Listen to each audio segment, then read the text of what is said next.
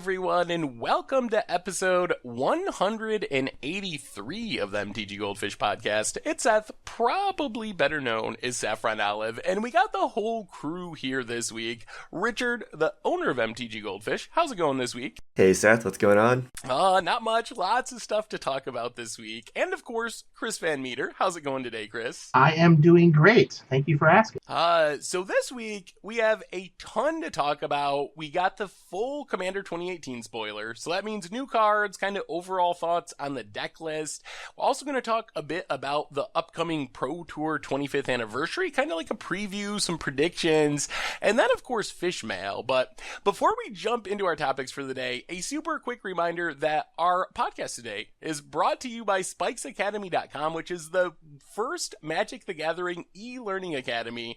They have online courses by some of the best players in Magic's history, like PVDDR, Paulo Vitor Damarosa, and you can check them out and get 10% off with the discount code Goldfish over at spikesacademy.com, and also learn more at spikes_academy on Twitter. So thank you to them for the support. With that in mind, let's get right into it. Tons to talk about. So first off, Commander 2018, full spoiler is out, and while we are going to talk a little bit about individual cards, first, I want to hear your guys' overall impressions of the deck, because in my experience, I felt like every other Commander series decks or release that we've had has been pretty much liked or even loved by the community, but this one is a bit different. If I've been reading the responses on social media and Reddit, and people are kind of like up in arms over this Commander series or Commander release. So is that justified? What are your opinions of this release overall, Richard and Chris? People are very upset. Surprisingly upset, and I think it's a number of factors. So we got a new deck every day, and the themes this time around are a little weak. When we got around to Jund lands, everyone's like, where's the lands matters? And it's just a pile of Jund cards. I mean, I don't understand it. And it got progressively worse, and then as the week capped off, we got all the deck lists, and then people saw the cards included, and they're like, where are my spicy reprints? You know, why is Sensei's Divining Top not in the top of the Library Matters deck? And why do I have no good land reprints? And the value doesn't seem that bad, but people remembered that Wizards increased the price by $5 per deck. So they were expecting some more oomph. So, and then everyone took to social media, so many Reddit threads about boycott this, I'm very upset. And I didn't really expect that to happen. I mean, I was part of the group that was like, what's with this Jund deck? But there are a lot of cool reprints. But I think people are just upset because of the price increase. And I think the theme is not as fun. Like, even if the value wasn't as good in last year's release, like the value was not crazy either. Everyone kind of likes tribal. And everyone's like, oh yeah, cats and stuff. This time around, you know, I don't know many people like, yeah, I like enchantments. Like, I don't think it has that same appeal. So people are just more upset. And Wizards just can't catch a break. After so many good reprints in, Battle Bond, Core Set 2019, so many good Commander cards in all those sets, they stumble a little bit, or they don't kind of reach that high bar they set for themselves. And then, like, boom, everyone just dogpiles on them. And Commander 2018, worst Commander product of all time, blah, blah, blah. And this just, I don't know. I understand why people are upset, but I also think people are overreacting just a little bit. Yeah, if there's anything that the Magic community exemplifies, is it's being level-headed and not using hyperbole when they're unhappy with something. So I'm not too surprised to see what's going on with this. And I think that it's not warranted. Like, yeah, you can not be happy that some specific reprints that you were looking for maybe weren't in these decks, but there are a ton of cool new cards. There are, still a bunch of cool cards that they reprinted. I think the biggest misstep, though, was in how the decks were kind of presented to us. Like, I think that if that Jund deck wasn't presented to us as a Jund Lands Matters deck, and was just like, a Jund good stuff deck, because that's what Jund decks tend to be, the reception would have been way better. I think that by kind of putting these theme names, or, these not official name, like, not official names, but like, land matters, top of the library matters, things like that. You kind of set expectations for people, and everybody's expectations are always going to be way higher than what Wizards is going to pull through with on these. So, it's real easy when you just have like a cat tribal deck. It's like, all right, well, I just imagine there's going to be a bunch of cats in it, as opposed to a top of the library matters deck. Like, all right, well, if there's not Divining Top, I'm going to be pretty upset, because that's like the card that has to do with arranging the top card of your library. So I think that sort of thing is the biggest detractor for it. But other than that, like, some of these cards are really cool. Like the Commander Storm mechanic is amazing. I like that we have another round of Planeswalkers that you can use as commanders.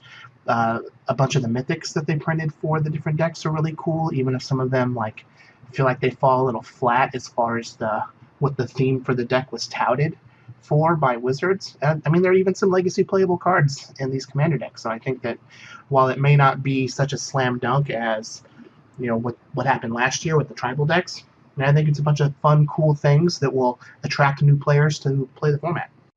Yeah, I think, from my perspective, I think the truth is somewhat in the middle. I think that the community is, in my opinion, overreacting to some extent, like boycott Commander 2018, all that stuff.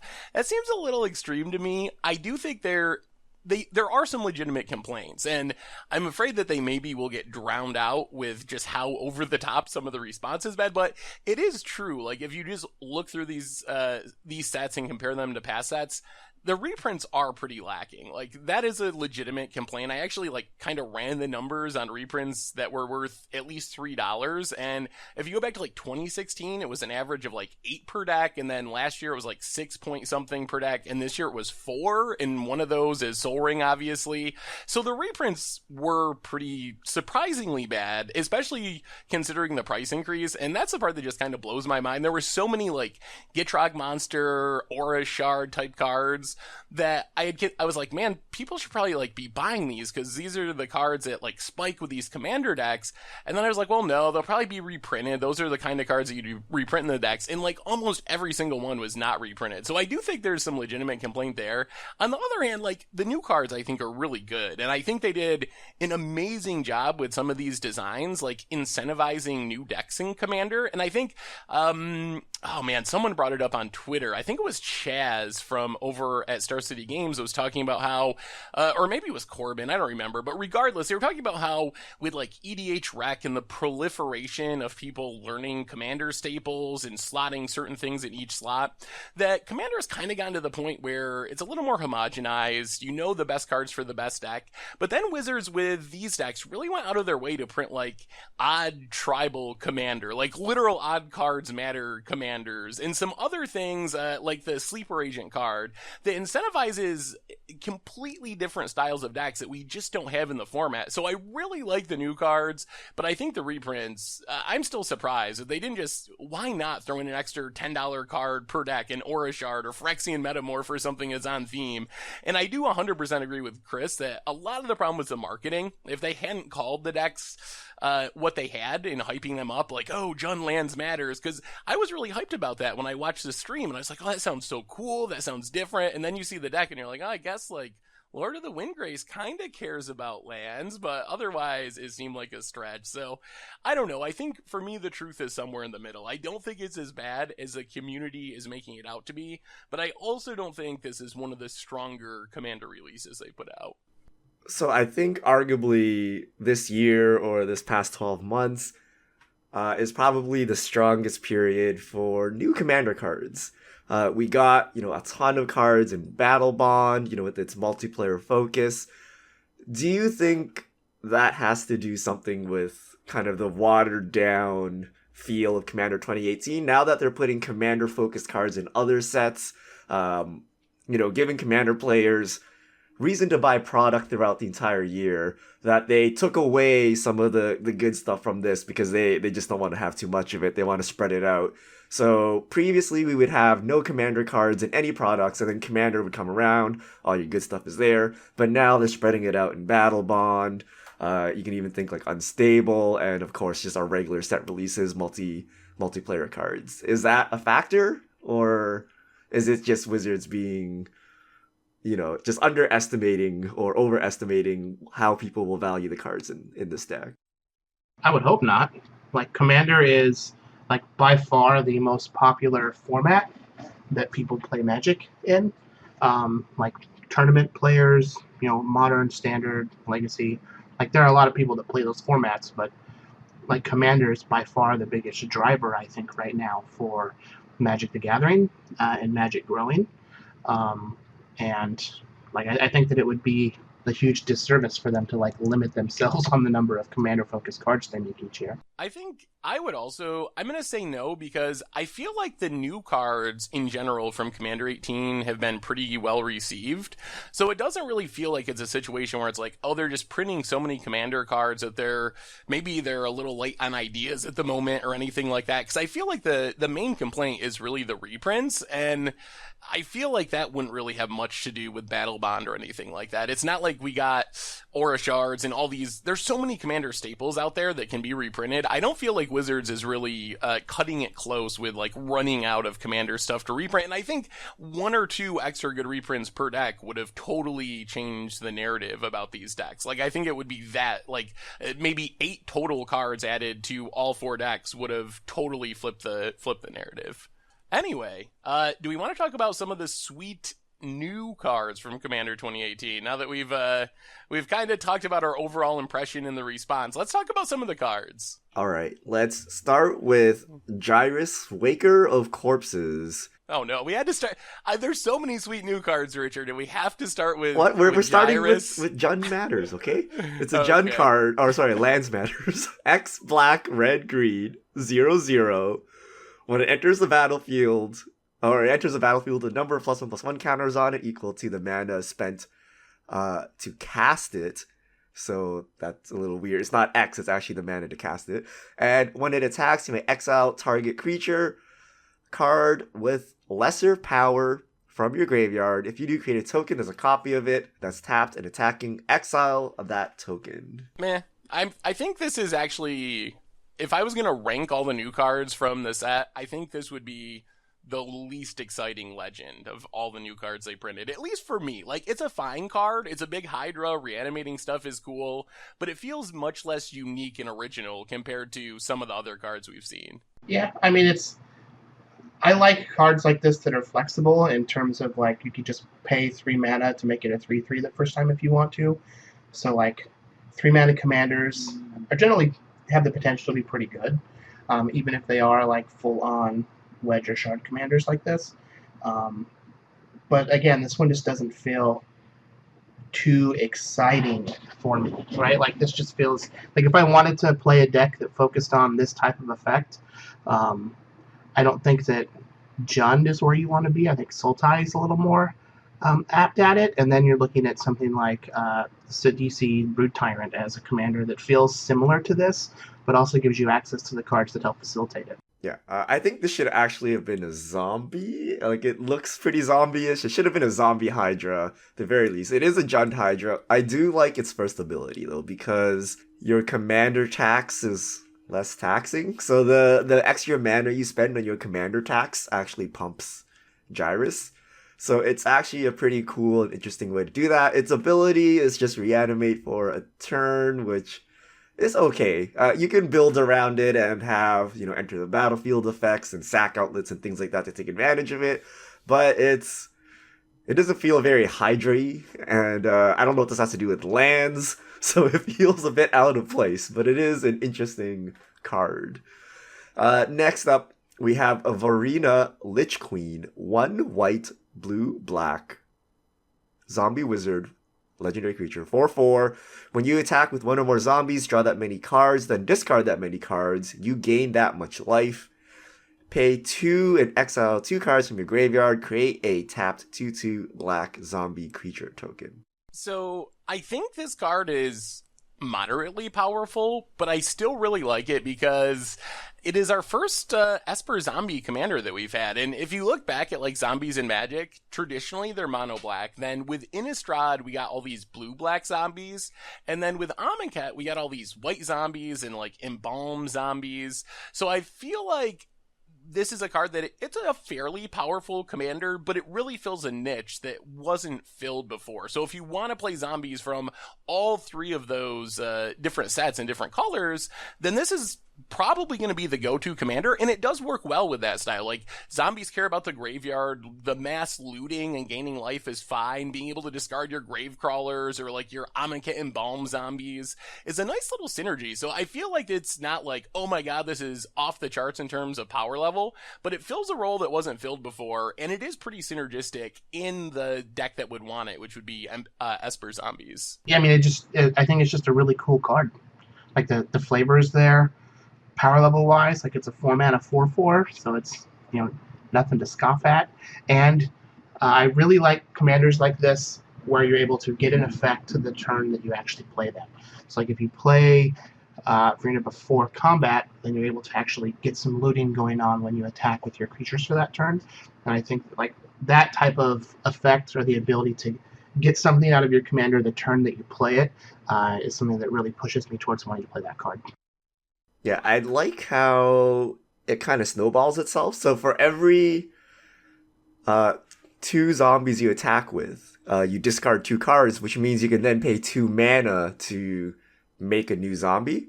And then that zombie then contributes to half of a new zombie. So you can just, if your zombies don't die, you can just keep going. And then you have the synergies that Seth talked about. You can discard your Embalm zombies, or you can stock up your graveyard for a Liliana or stuff like that. So I really like that, and it's the only Esper commander for zombies. So now you can play with all your new Amonkhet cards. So I think I think even if the abilities did nothing relevant, people would play it anyway.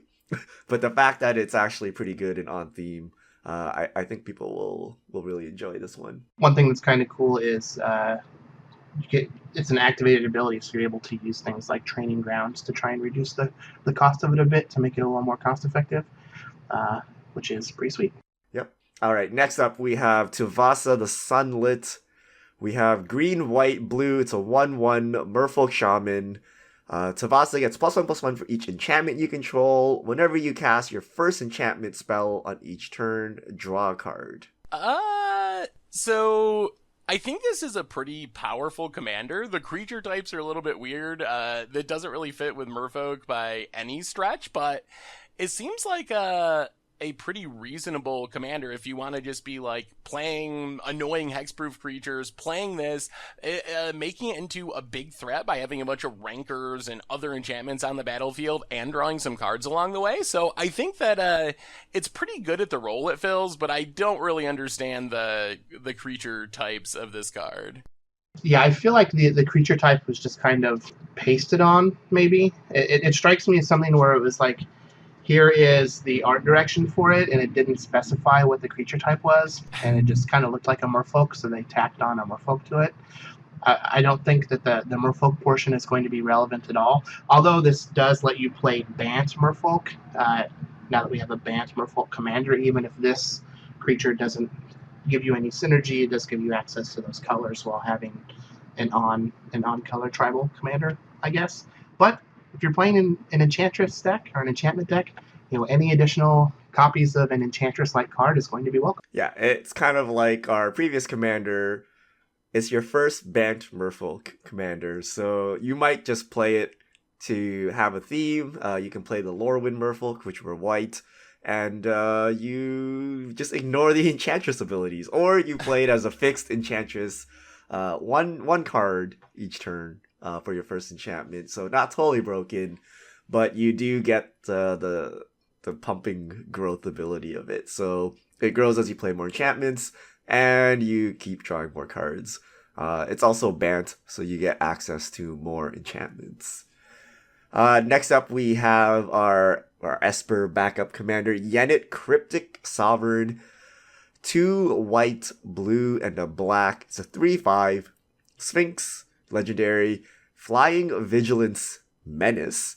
When Yennet attacks, reveal the top card of your library. If that card's converted, mana cost is odd. You may cast it without paying its mana cost. Otherwise, draw a card.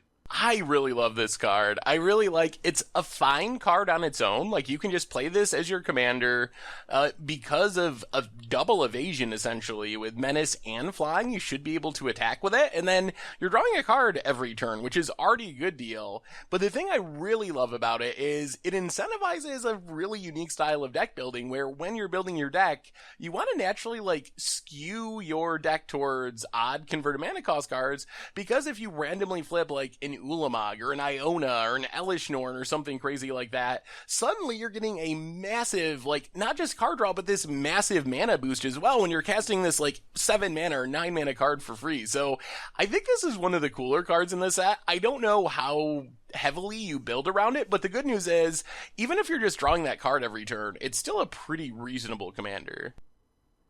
So I've been wondering when something like this we might see in Magic. And I figured Commander would be the first place that they could try it out. And the reason being is in the most recent Hearthstone set, the Witchwood, there are 2 cards that augment your hero power if at the start of your game you have all even or all odd cost cards in your deck. And that has become a huge part of the Hearthstone meta. And not only is it just like something cool and unique that allows you to, build your deck with these restrictions that kind of breeds creativity, but it also allows cards that normally might not have seen play see play because they meet these restrictions in order for you to get this payoff. So I'm hoping to see more cards like this where it incentivizes you for having certain card types or just certain attributes of cards in your deck, because that's something that is very difficult to pull off in a physical card game. It's way easier to do it in something like Hearthstone, but the payoff for it is just so huge. Like, it's so fun. It allows people to play these cards that might not have otherwise seen play, and it's just one more thing that kind of sets you apart from the other type of physical card games, is being able to explore game design space like this. Yeah, I think this card is really good. So good that it might become bad. It's kind of like Yidris. When people see this, they're not going to let you attack, and they're going to kill you or it, regardless of what's in your deck. So you might have scary odd cards in your deck, or you might have jank or just even cards. Like, people see this, and you're like, free card off the top. It could be 1 mana. It could be 15 mana. It's too scary. We don't know what it is. We gotta kill you. But something to note, all the extra turn spells, most of them are even. So it's not, you can't just manipulate the top of your deck into extra turn cards and then kill people. It's actually pretty hard to do that. But I'm sure there's some weird ways to break this. It's really strong. Just getting a free card, casting a free card is really scary. So this is one of the cards that actually does care about the top of your deck. So while there's not a ton of ways in the actual deck to do it, if you're playing your Sensei's Divining Tops and Scroll Racks and stuff, that's a good way you can kind of like break this card to some extent, where you're stacking an odd card on top of your deck and getting it for free. Question: is there an artifact that you just tap and someone shuffles their library? There's not an artifact. I think there's a creature. I think there's a mirror something from Mirrodin that Soldier of Fortune does too, right? That sounds from right. like Alliances or something. It's like a red 1-drop. Wow. So I think there's a couple creatures that do that. I'm just gonna play that to be very annoying. So I was thinking, okay, you play that to stop Yennet, but to just be annoying in general and make people shuffle their 100-card double sleeve commander deck every turn. I'm like, just watch Seth shuffle and struggle and spill all his cards and pick them up again every turn. I'm surprised no one has done this. I'm sorry if someone picks this up for their playgroup. All right. It's all your fault. It's just so mean. All right, Kestia the Cultivator. 1 green, white, and a blue, 4/4 legendary enchantment creature nymph. Bestow of 3 green, white, and blue. And if you don't remember the Theros mechanic, you can cast this card for its bestow cost. It's an aura that you can enchant a creature with, and then it becomes a creature again if it's not attached anymore. Enchanted creature gets +4/+4 whenever an enchanted creature or enchantment creature you control attacks, draw a card. It's another one of those cards that kind of incentivizes something different. Like, this is, while we have tons of stuff for enchanted creatures, or at least some amount, the enchantment creature part I think is really cool, that you actually have a commander if you want to build around that mechanic. And the ability is very powerful. We see like Biden of Thassa in Coastal Piracy. Those effects are really powerful and heavily played in Commander. If you're playing a bunch of creatures, you just attack and draw a bunch of cards. So this kind of gives you the same thing out of your command zone, assuming you're willing to build around it and play enchantments, play your Courser of Crucifixes and enchantment creatures. So not a super flashy card, but I think it's powerful in a pretty good Commander. Yeah, I mean, I like Bestow, even though it's like super complicated and confusing sometimes. But it does, like, again, much like the zombie commander, I really like these decently rated commanders, 4 mana 4/4, 3 mana 3/3, or so on and so forth, that allows you to gain value the turn that you play it. So like if you cast Kestia and then just attack with 2 enchantment creatures or whatever, and you just get to draw 2 cards and have a 4 mana 4/4. So that that type of effect is pretty powerful, and this is just another one of those cards that kind of slots into the this like weird Merfolk commander deck that we had from the previous Bant Legend that we previewed. I mean, it's just a good value card that I would want to play in my Bant value Enchantress deck. Yeah, I like that she has kind of 2 lives if you bestow her. So you put her on a creature, they can't get rid of her ability by removing the creature because she just becomes a creature afterwards. So you still get that ability. +4/+4 is nothing to scoff at. It's pretty good. It makes for strange deck building considerations. So when an enchanted creature, normally when you enchant creatures, you want to go the Boggles route, which is just slap everything on one creature. But her ability incentivizes you to go wide. So you're really building an Enchantress deck that is not really like a combo deck, but like a go wide creature type deck, which is actually pretty interesting.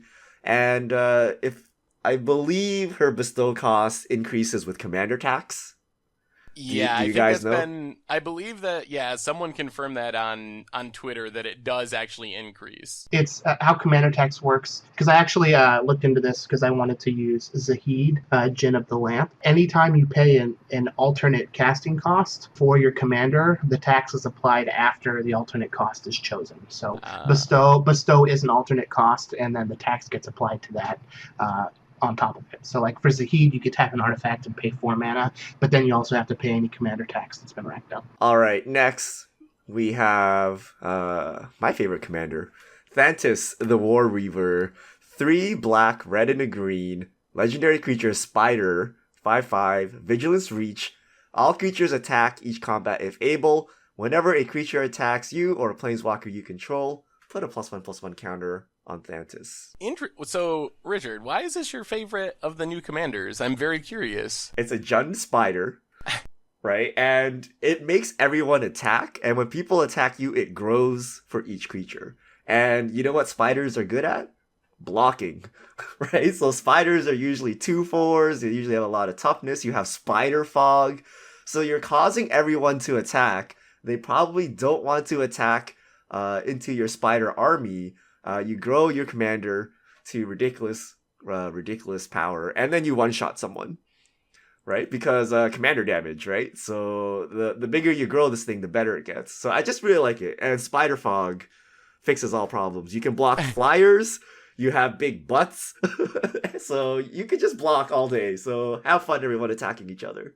It does seem like a really good spider commander if you want to play spider tribal. So I think that is actually cool. And I'm trying to remember, what was the last Ishkanov?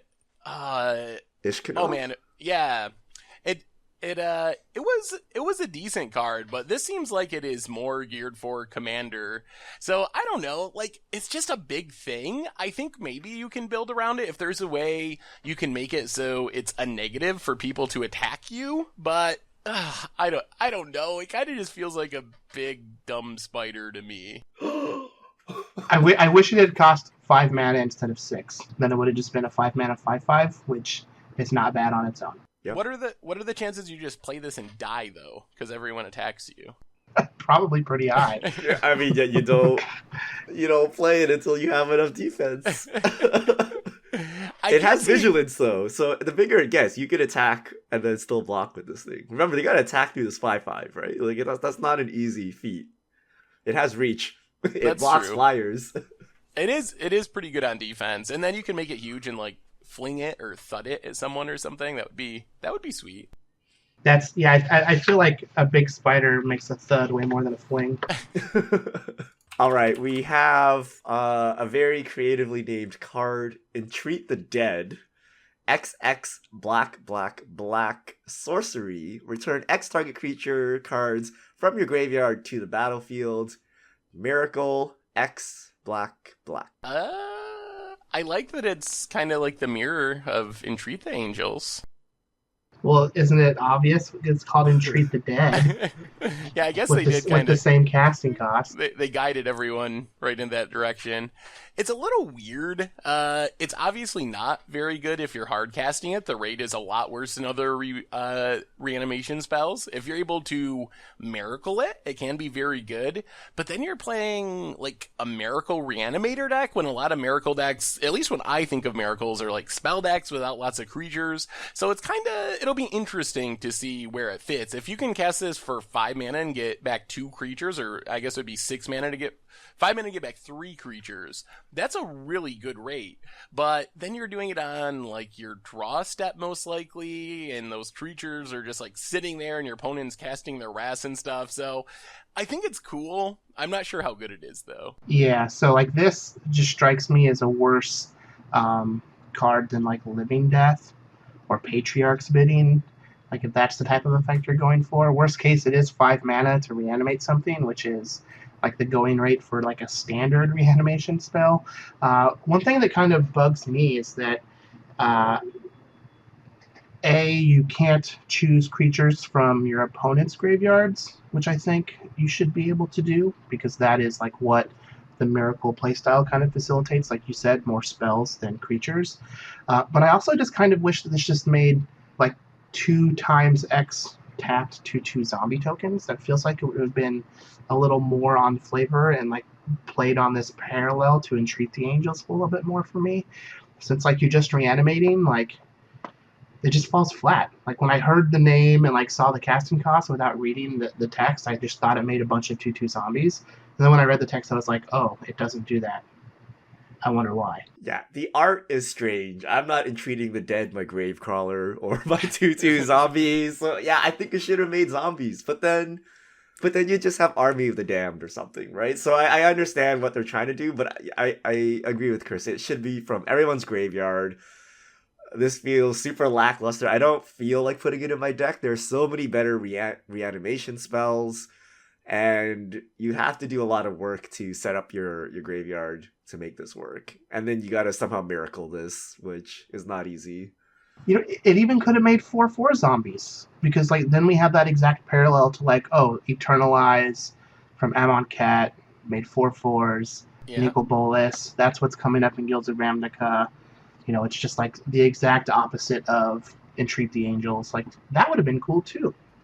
Yeah, there's a lot of ways they could have done it and made it sweet, but I don't know if they actually picked one of those ways, unfortunately. Not that it's a bad card, it's fine, but not as good as it could have been. Why do you think they chose to make a Black Miracle? They consciously said, we're not making Black Miracles because apparently you can't have miracles in black during the block, but then several years later, like, here you go, guys. we finished the cycle.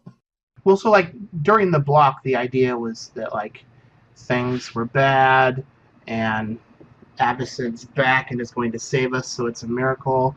But like Avacyn hates all of the black aligned things, so like I can understand thematically not having a miracle in the actual set for Avacyn Restored.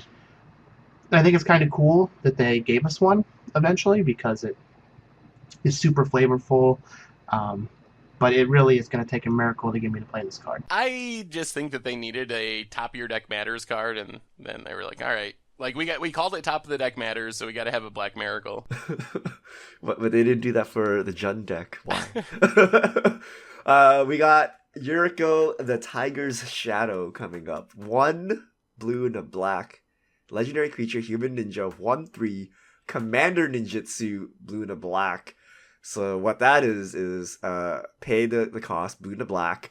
Return an unblocked attacker you control to your hand. Put this card on the battlefield from your hand or the command zone, tapped and attacking.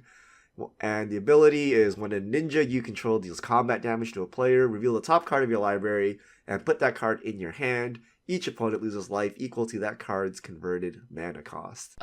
Probably the most powerful card and commander from the set, I would say. Like, we were talking about alternate casting costs, and Ninjutsu is not an alternate casting cost, so this gives you a repeated way to play your commander for 2 mana and draw cards with that commander. So the only downside is there's not many ninjas. I think people will get caught up in making this a ninja commander, and you can play this with the 10 ninjas that are in Magic, like Moonfolk style, Tomer style, but I think that this is just a really good commander with enter the battlefield triggers and just a really powerful, like, people have compared it to Derevi, and I feel like that's actually a pretty good comparison, how you can just keep getting this commander back into play for cheap over and over and over again.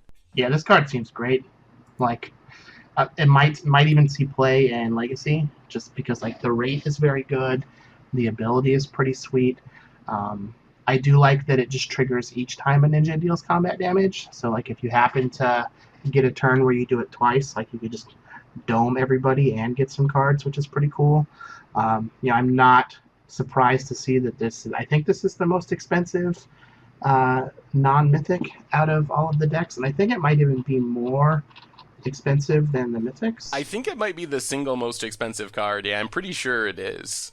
Yeah, it looks like Aminatau is the only other one that's in the $10 range, and this one's above $10. So yeah, this card it's not as expensive as it is by accident. It is real sweet. I think it's going to see a lot of play. On top of that, it's like these types of things. There are a lot of black and blue ninjas, and there have been, I think that Vela of the Nightclad is the only other like legendary Dimir ninja that you could use as your commander. It's not very exciting, but this one is like you're going to do a lot of stuff with your commander every game, and that is gameplay that I find very enjoyable, is when you're actually using your commander for cool things. Yeah. This card is too good. Like, there's no commander tax. You just keep ninjutsuing this thing back and forth. It's not hard to make things unblockable in Commander. We even have the Dominaria. Who was it? Was it Umezawa? The rogue fugitive that makes your creatures with power 1 or toughness 1 unblockable. You ninjutsu this thing, and I'm just looking forward. I don't know, what's the most expensive card in Magic right now in terms of mana cost that's legal in Commander? Oh, man. Is Emrakul still top of the chain? Draco, it's 16, I think. Yeah, I think it's Draco. Emrakul's banned, so Yeah, I think it is Emrakul's banned. Draco. So 16, if you flip that thing, if you have 3 opponents, you're doing 48 damage to the table. I'm just looking to do some stupid things with that flip.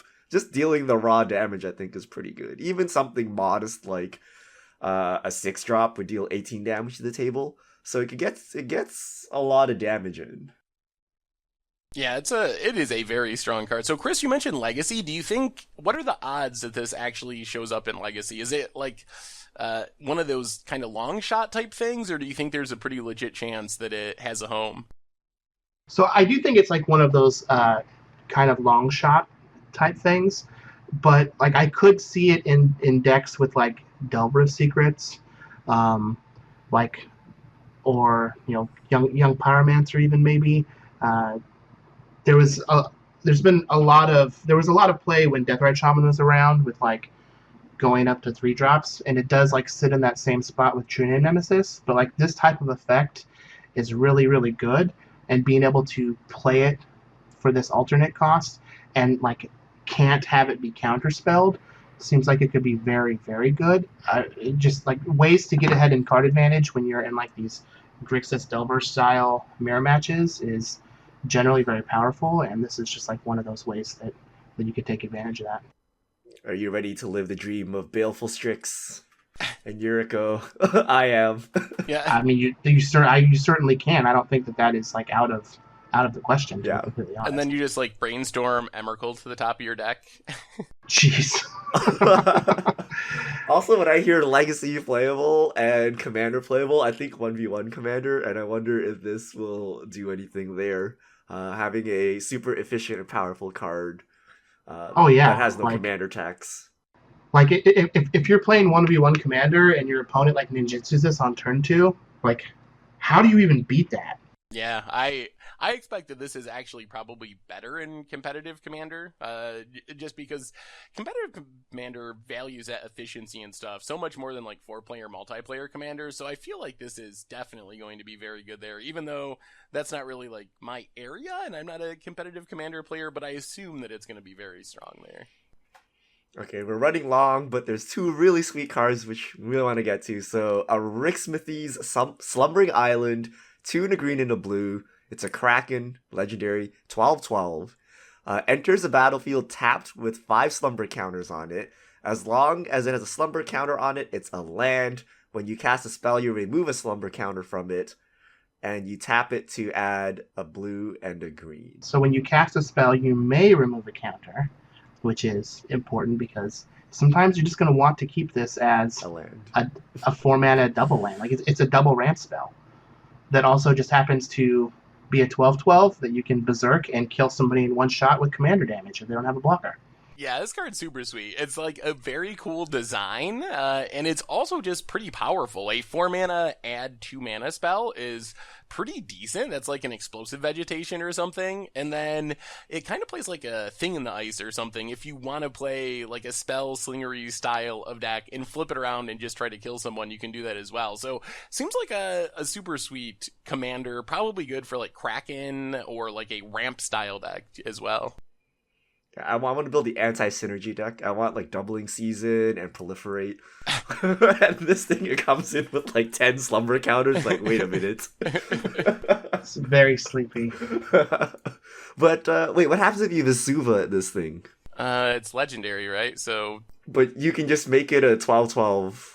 You kill the one with counters, and it's like Dark Depths, but just a 12/12 with no hexproof, right? Yes, I think you'd get a 12/12. No, it would come in with counters. So like Vesuva you choose as it enters the battlefield. Or I mean, Thespian stage. Thespian stage. Yeah. Not Vesuva, yeah. literally. Yeah, you could Thespian stage it, and then you just get a 12/12. Huh. It actually opens a bunch of other things too. If your opponent plays this, you can copy it. You can clone this land thing. There's all kinds of weird things that can happen. So it'll be interesting to see what people cook up. Or just strip mine it. Or strip. It's non-basic, right? You can wasteland it? Yeah, it's got to be non-basic, I think. You can Blood Moon it. Alright, last we have Xantcha Sleeper Agent, 1 black and a red, 5/5, legendary creature minion. As Xantcha enters a battlefield, an opponent of your choice gains control of it. Xantcha attacks each combat if able and can't attack its owner or planeswalkers its owner controls. Pay 3, Xantcha's controller loses 2 life, and you draw a card. Any player may activate this ability.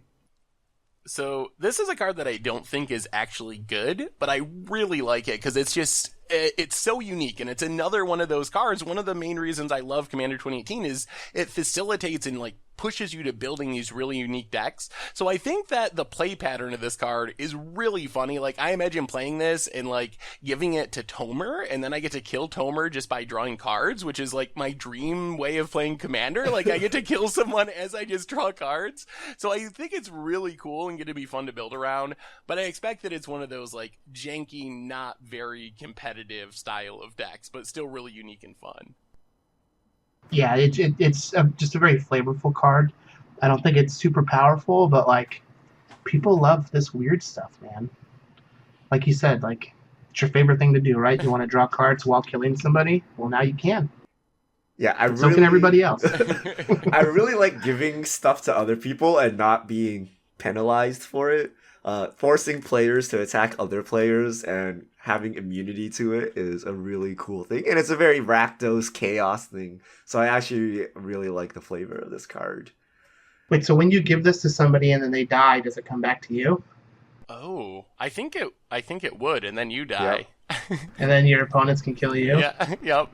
Live by the sword, die by the sword. It's a double sleeper agent. I mean, I guess you just you're in red black, so I guess you just kill it and recast it and give it to someone else is probably the idea.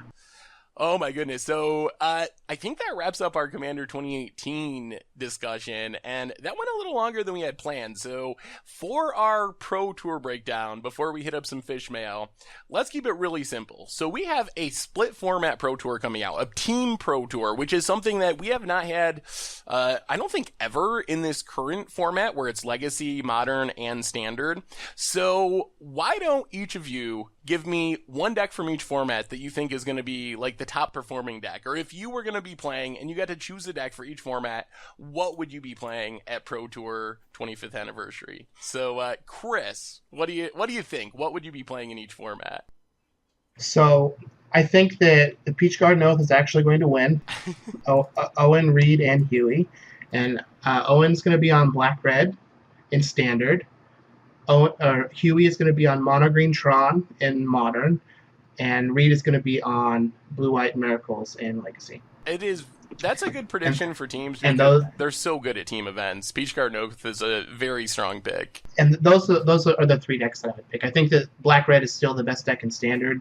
Like, you still have these, and any of the top, few decks in Standard, Black Red, Grixis, whatever, can win any standard deviation of a hand, but I think that Black Red is still the best, and Owen is probably the best at playing that deck.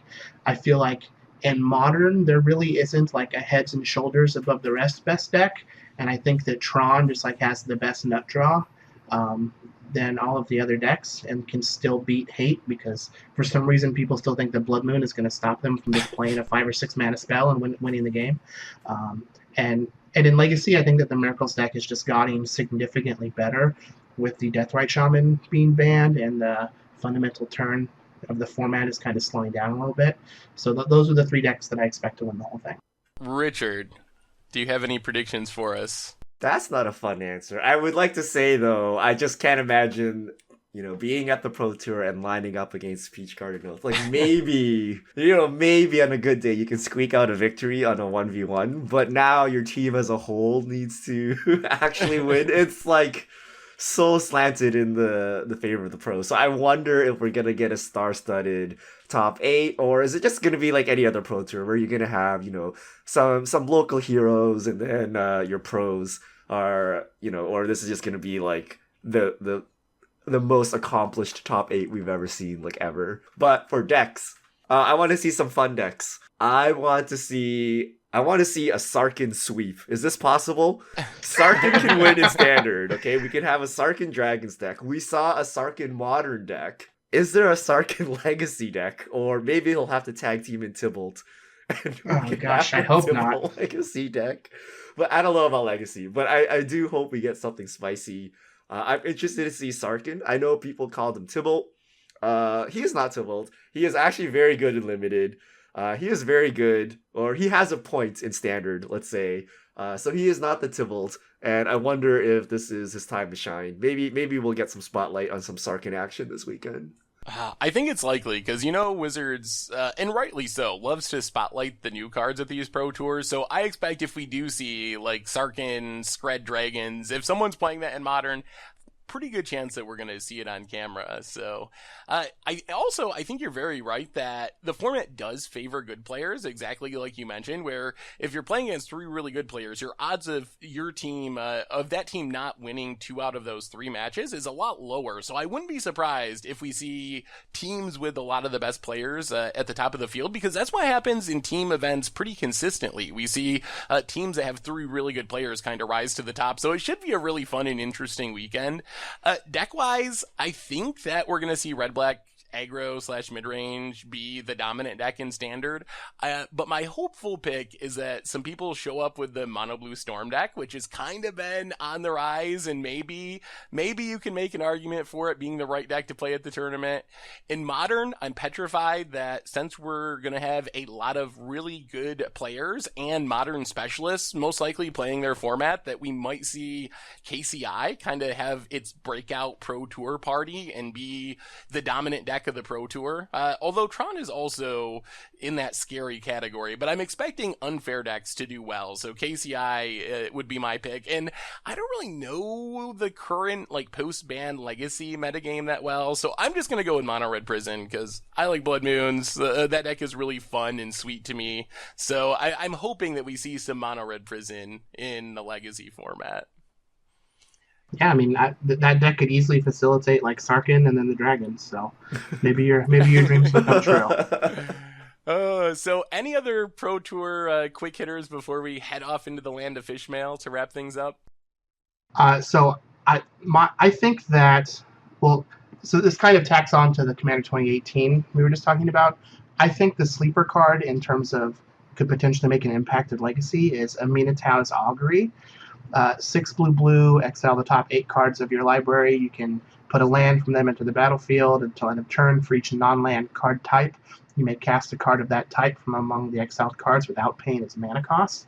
I think that this card has the potential to just be another one of those combo cards in Legacy, and it strikes me kind of similar to Dig Through Time, when you're able to have like Omniscience or Dream Halls on the battlefield. It's not obviously not as good as Dig Through Time because like Dig's big thing was that you could cast it to find your combo pieces and still combo off.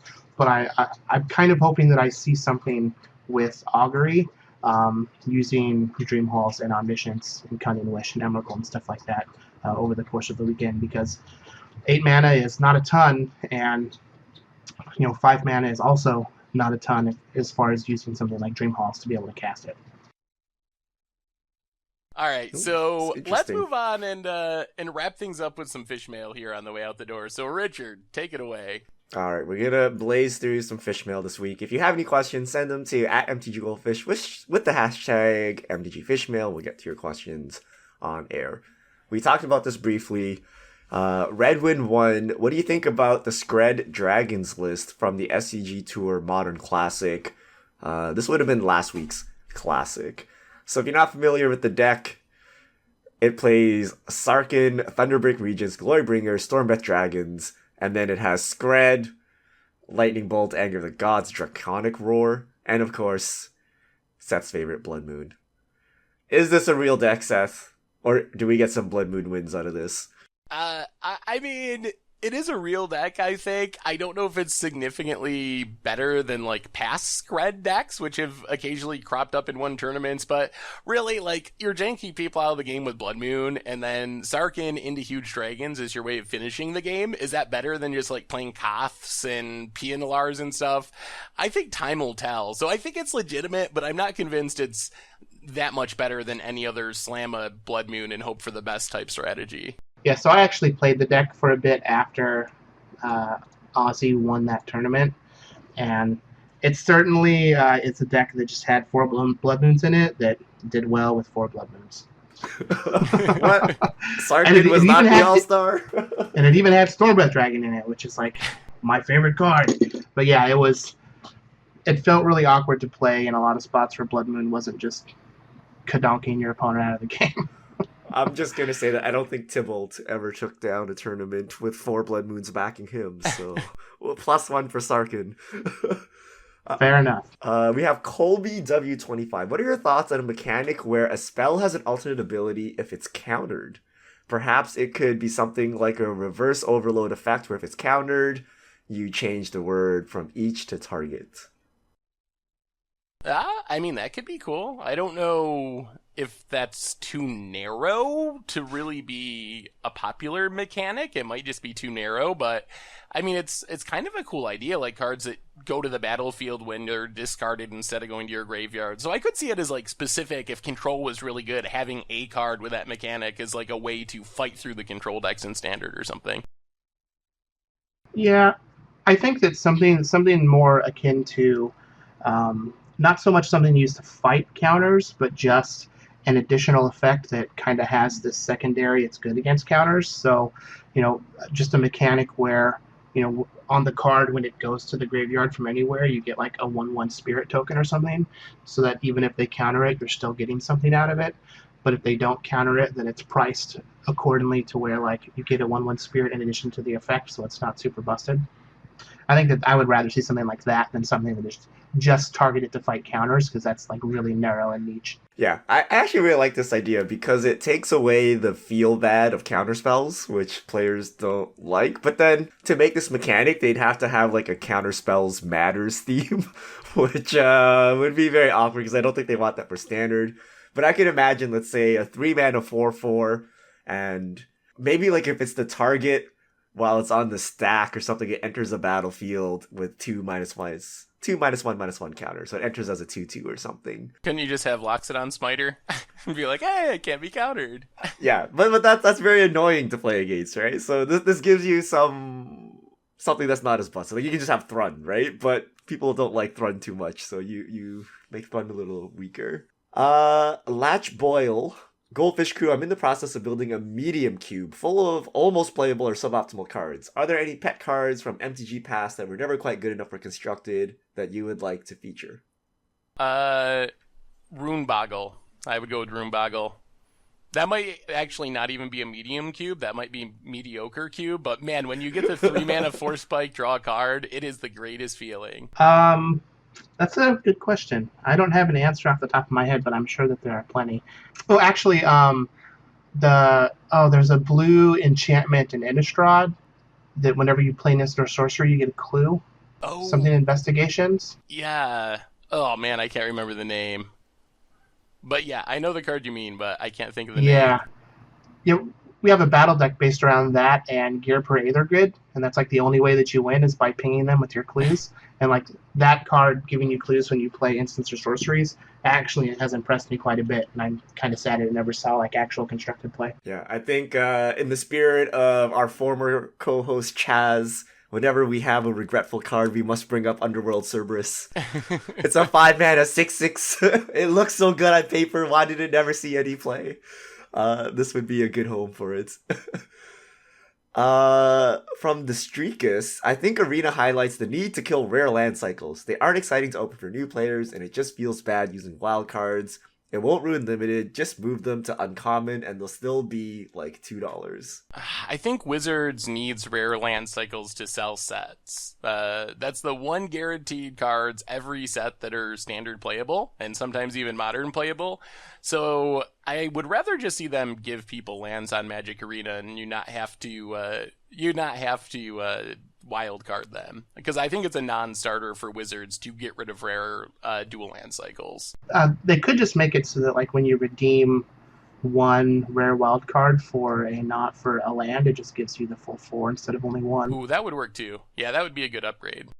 Yeah, but that doesn't solve the paper players who, you gotta buy a playset of rare lands when you want a standard deck, and it just doesn't feel good to buy lands. Like Hearthstone, you don't even have lands. They're free. You don't have mana screw, and you don't need to pay money for these things.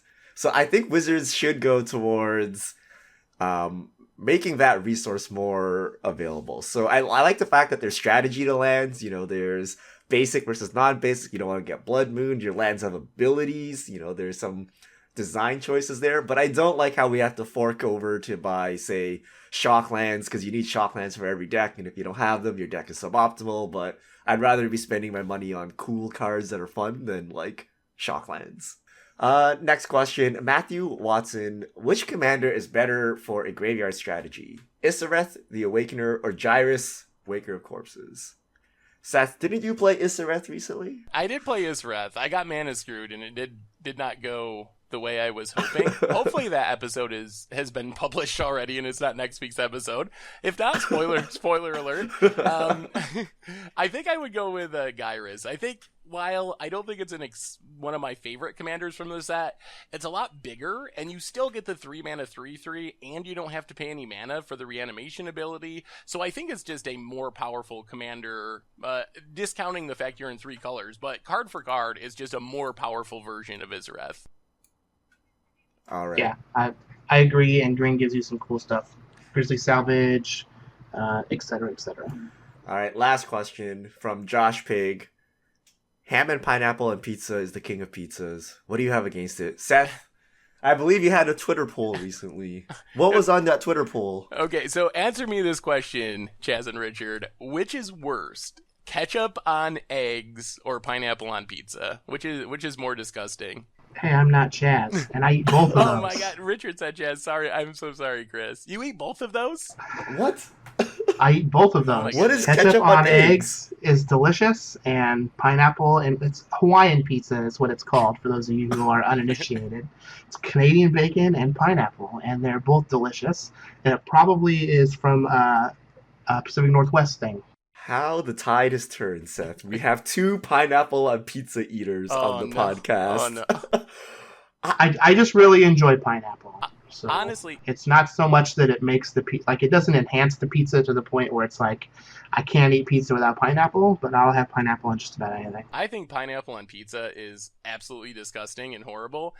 Ketchup on eggs I don't think is actually that bad. I mostly brought it up because I think Ari Lax was tweeting pictures of it and stuff, so it made me think of it. I don't eat ketchup on my eggs normally, but it doesn't gross me out like pineapple on pizza does. What kind of eggs are we talking? Are we talking like scrambled eggs? Yes, scrambled eggs. Like why would you put ketchup on any other type of eggs? Why would you put ketchup on any? I've never heard of this. I wonder where it's.